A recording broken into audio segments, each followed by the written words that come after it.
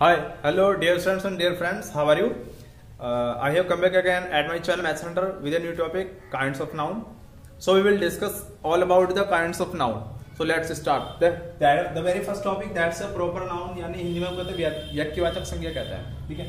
तो डिफाइन कर रहे हैं हम इसको यहाँ पर. Proper noun is a name of a definite person place of thing, यानी किसी खास पर्सन, किसी खास प्लेस या किसी खास या निश्चित थिंग, वस्तु को हम प्रॉपर नाउन कह देते हैं. फॉर एग्जाम्पल हम यहाँ पर देख लेते हैं, गीता, आगरा, ताजमहल, रिनोल्ड्स. किस प्रकार से ये नाउन प्रॉपर नाउन होते हैं? क्योंकि गीता एक डेफिनेट नेम हो जाता है, name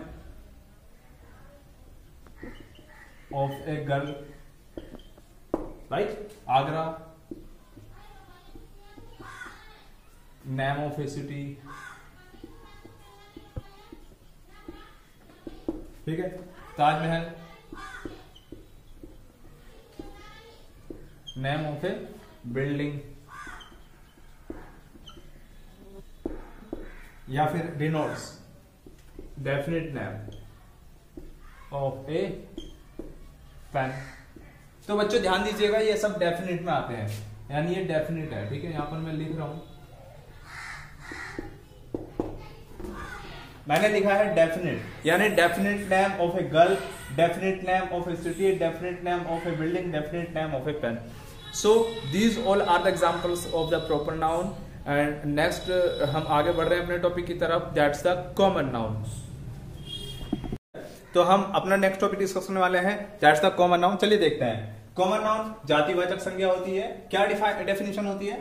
common noun is a name of any member of A class. किसी क्लास के मेंबर के नाम को क्या कहते हैं? कॉमन नाउन कहते हैं, ठीक है.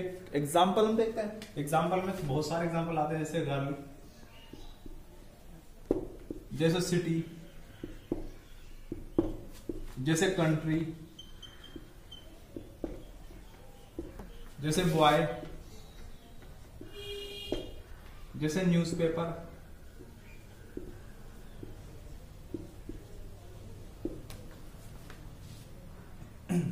ठीक है. और भी एग्जांपल आते हैं, जैसे पेन,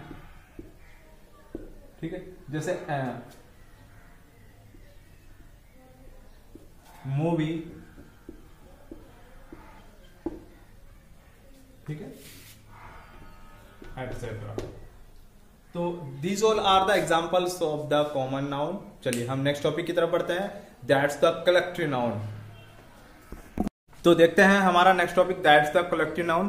क्या है कलेक्टिव नाउन? कलेक्टिव नाउन यानी समूहवाचक संज्ञा. अब definition, a collective noun is a new name of a group of some common noun. तो किसी कॉमन नाउन यानी उसका जो ग्रुप होता है, किसी कॉमन नाउन का जो ग्रुप होता है, उसको हम एक नया नाम देते हैं, उसी को कहते हैं कलेक्टिव नाउन. समझ लीजिए. देखिए एग्जांपल दे लेते हैं, जैसे नेशन,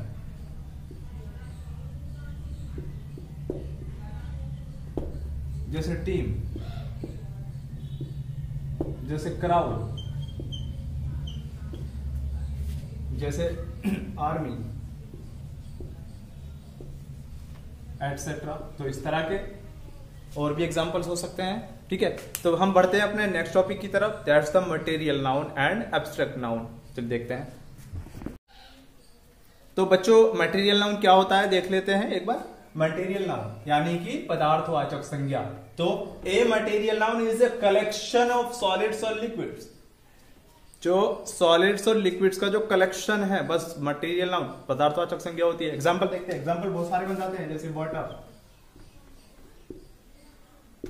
हाँ, एग्जांपल जैसे कॉपर,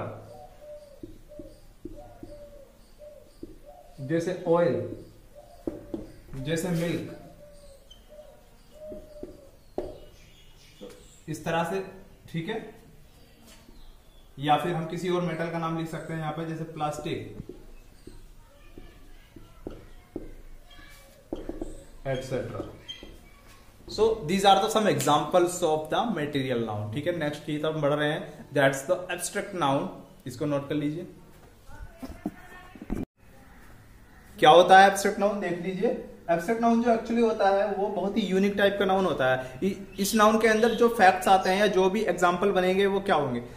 जिन्हें हम फील कर सकते हैं, देख नहीं सकते हैं, टच नहीं कर सकते हैं, इस तरह की कुछ चीजें होती हैं, या जो हमारे इमेजिनेशन में आने वाली चीजें होती हैं, वो सारी चीजें होती हैं एब्स्ट्रैक्ट नाउन। लेकिन इसकी डेफिनेशन देखते हैं। डेफिनेशन क्या है जैसे एब्स्ट्रैक्ट नाउन, तो an abstract noun is an indirect perception, perception और इनडायरेक्ट परसेप्शन, यानी कि अप्रत्यक्ष रूप से जो अनुभूतियां हैं, ना कि प्रत्यक्ष रूप से, अप्रत्यक्ष रूप से जो अनुभूतियां हैं, देखिएगा ना। और ऑल्सो अ क्वालिटी, या किसी चीज की कोई क्वालिटी गुण है, और एन एक्शन, या कोई एक्शन है, एक्शन मतलब कोई किसी किस्म का कोई कर्म, चलिए, और a state of any direct perception, ठीक है, किसी प्रत्यक्ष अनुभूति की दशा।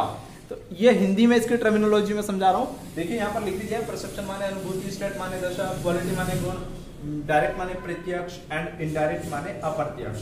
तो ये जो सारी चीजें हैं, इसको एक बार फिर से थोड़ा अच्छे से समझा देता हूं, ठीक है। परसेप्शन इनडायरेक्ट हो या डायरेक्ट हो, वो दोनों इसमें आते हैं, ठीक है। क्वालिटी आती है, एंड इसमें जो है एक्शन आता है, ठीक है।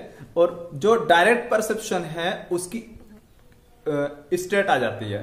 तो इसके एग्जांपल ले लेते हैं, एग्जांपल से हमें समझ में आएगा कि इसको हम किस तरह से समझें, क्योंकि बिना एग्जांपल के थोड़ा डिफिकल्ट हो जाता है समझना। एग्जांपल ले लेते हैं, चलिए देखते हैं। तो ठीक है, एब्स्ट्रैक्ट नाउन के एग्जांपल अच्छे से समझने हैं, ठीक है। सबसे पहले मैं आपको बता देता हूँ एब्स्ट्रैक्ट नाउन के अंदर क्या कुछ होता है। एब्स्ट्रैक्ट नाउन में पहले बता दिया, एक्शन होता है, क्वालिटी स्टेट होती है, इनडायरेक्ट परसेप्शंस होते हैं। जो इनडायरेक्ट परसेप्शंस होते हैं वो एक्चुअली इमेजिनेशन के बिहाफ पे होते हैं। चलिए हम देख लेते हैं, ठीक है। क्वालिटी जैसे ऑनेस्टी मतलब ईमानदारी, ब्राइटनेस मतलब चमक, किसी चीज की चमकदार होना, और गुडनेस मतलब अच्छा होना।